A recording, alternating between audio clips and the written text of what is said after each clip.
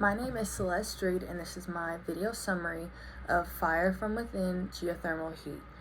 So, a topic of this was using heat from a volcano to power a city by generating that through the steam that comes from the volcano. They can harvest that and be able to power things within a city and power different homes and things like that. And also, usable energy can be found within a thin layer of rock on the ground.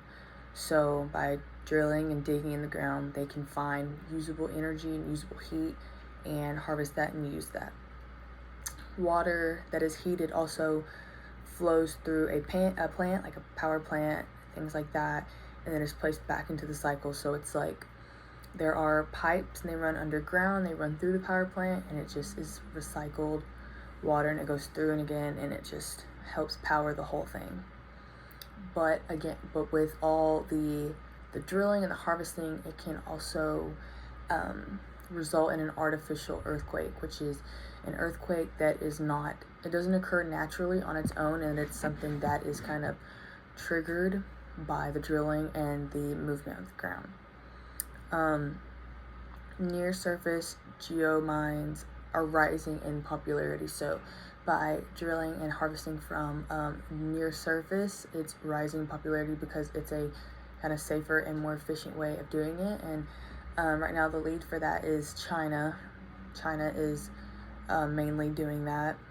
The goal is to cut down energy and greenhouse gases. So the whole point of this is to find ways to use other energy sources. So by collecting this from surface rock and things like that, it helps cut down energy, and also helps cut down greenhouse gases, which are toxic to the environment.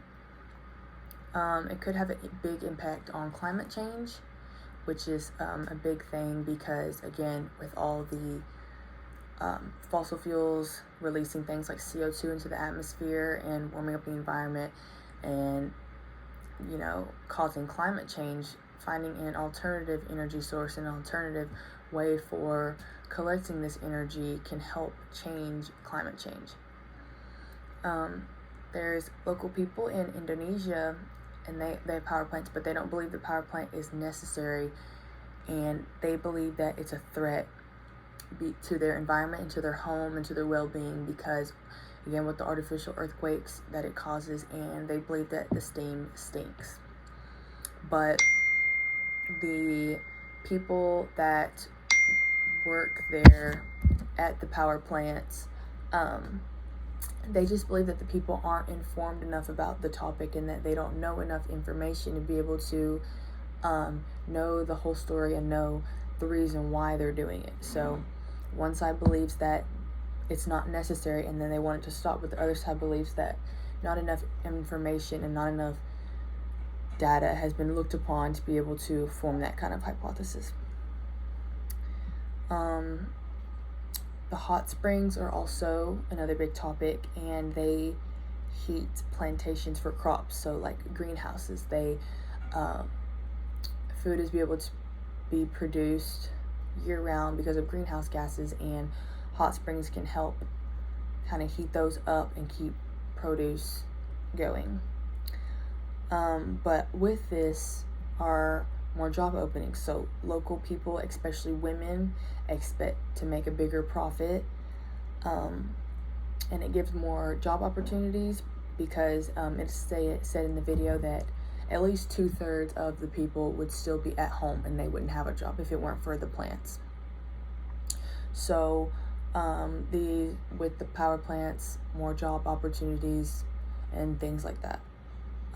Icelanders use geothermal energy to dry fish, and fish is a big part of that, and 80% of factories use this. And there's a farm that uses geothermal energy to keep a glass house heated for horses, so it's warm and it is stable enough for them to stay in. Some people also use hot springs to cook and eat fish and meat and eggs and bread. So just using these natural energy sources for the greater good and for the benefit is a huge topic in this video. And a quote that is stated is that the future geothermal energy has just begun. So this is another energy source that could potentially be the greater good for the planet.